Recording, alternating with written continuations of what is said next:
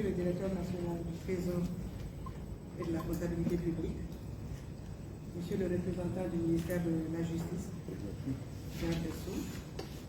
Madame la représentante de la Banque centrale des États de l'Afrique de l'Ouest,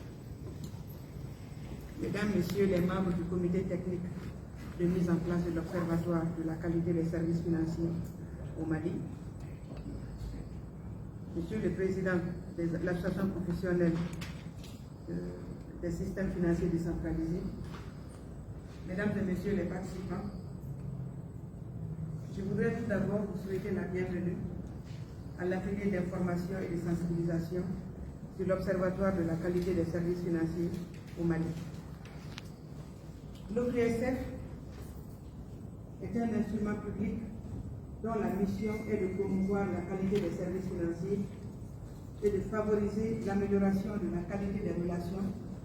entre les prestataires de services financiers, qui peuvent être les banques ou les institutions de microfinance, et les usagers que vous êtes. C'est en fait un dispositif qui favorise l'inclusion financière et l'amélioration des conditions de financement de l'économie. C'est la raison pour laquelle le projet PAFEM, le projet d'appui à la promotion de l'inclusion financière, de l'entrepreneuriat et de l'emploi, appuie le Trésor dans la mise en place de cet observatoire au niveau du Mali. Cet appui du projet PAFEM rentre dans le cadre de la promotion de l'inclusion financière à travers l'éducation financière et la protection des consommateurs. D'ailleurs, un des indicateurs du projet tourne autour de la création de l'observatoire au niveau du pays. Mesdames et Messieurs, le projet PAFEM, c'est un projet qui a été mis en place par le gouvernement du Mali à travers un accord de financement signé avec la Banque mondiale le 20 avril 2021 pour un montant de 60 millions de dollars sous forme de prêts et de dons pour une durée de 5 ans pour faire face aux défis de l'inclusion financière, du financement des micro, petites et moyennes entreprises et de la création d'activités génératrices de revenus, particulièrement au bénéfice des jeunes et des femmes dans les régions nord et centre du Mali. Notre pays, à l'instar des autres pays de l'UEMOA, s'est engagé depuis un certain nombre d'années dans un processus d'assurer l'accès des citoyens aux services financiers de qualité et d'inclure financièrement 75% de la population adulte.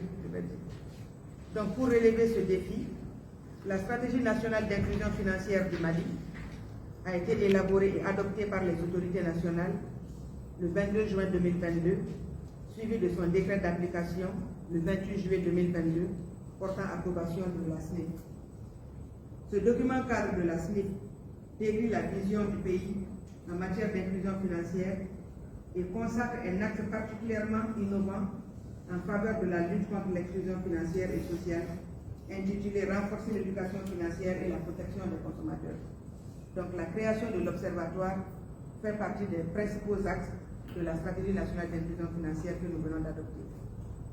Il est à signaler que l'amélioration de l'inclusion financière passe obligatoirement par la protection des usagers des services financiers. Il s'agit donc de protéger les consommateurs contre les éventuels abus des prestataires de services financiers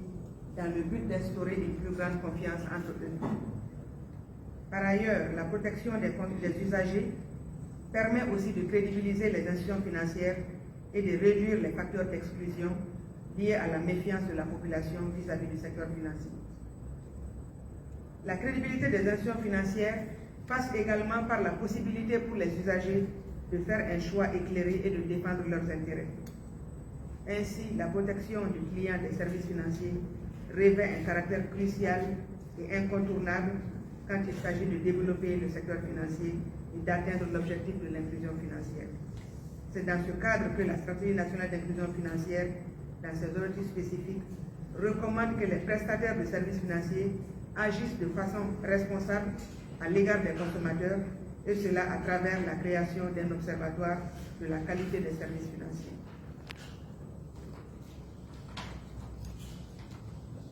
Le PAFEM, en appuyant les efforts du gouvernement à travers l'organisation de cet atelier, cible un peu les responsables du secteur financier ce soit les dirigeants des banques, les dirigeants des systèmes financiers décentralisés, les émetteurs de monnaie électronique, les assurances, et même les services de prévoyance sociale qui eux aussi donnent des services financiers à la population, de nos magistrats pour la médiation financière qui peut éventuellement être au niveau de l'observatoire, des consommateurs et de la société civile, des administrations financières de l'État et de tout autre service intervenant dans le processus de création de cette institution au niveau du pays. Mesdames et messieurs, l'objectif principal de cet atelier est donc d'informer et de sensibiliser les parties prenantes que vous êtes de la création de cet observatoire en cours par les autorités nationales, notamment la Direction nationale du Trésor et de la comptabilité publique, pour une meilleure appropriation et connaissance de son rôle, de ses missions, en vue de son opérationnalisation future et de son utilisation plus efficace par la population. Il s'agit donc spécifiquement de faire connaître l'Observatoire dans son rôle, ses missions, ses modalités de fonctionnement, son mode de financement par toutes les parties prenantes, de faire également le benchmarking des pays de l'UEMOA qui en disposent et de partager l'expérience sénégalaise dans la gestion de l'OPSF. Enfin, il s'agit de décrire un peu les instruments et procédures de prévention et de gestion des saisines, rencontrer les différents acteurs impliqués dans la gestion et le fonctionnement de l'OPSF, passer en revue les différents textes régissant sa création, passer en revue le cadre organique de l'OPSF et s'imprégner du cadre d'échange et de dialogue entre les autorités, l'OPSF et les diverses associations des consommateurs. Je tiens aussi à vous faire remarquer que le présent atelier sera animé par les membres du comité technique chargé de la création de l'OPSF au Mali, une équipe qui a travaillé d'arrache-pied pour élaborer les différents projets de texte sous le lead de la Direction nationale du Trésor et de la comptabilité publique, avec l'accompagnement de la Banque centrale des États de l'Afrique de l'Ouest. Je vous invite donc à bien saisir cette opportunité pour vous approprier cet excellent outil de protection des consommateurs. Je vous remercie pour votre attention.